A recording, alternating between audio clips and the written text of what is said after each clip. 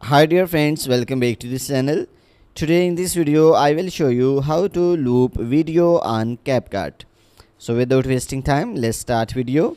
If you find this video is helpful for you, then please give like this video and subscribe our channel.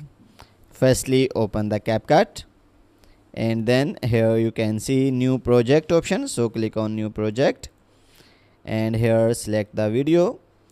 So after this click on add. So then click on the video and then scroll down.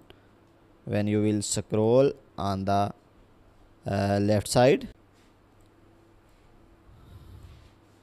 so here you can see the options of duplicate. So if you want to again duplicate this option,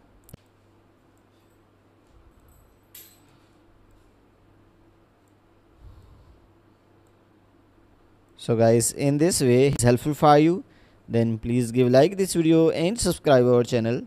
Thanks for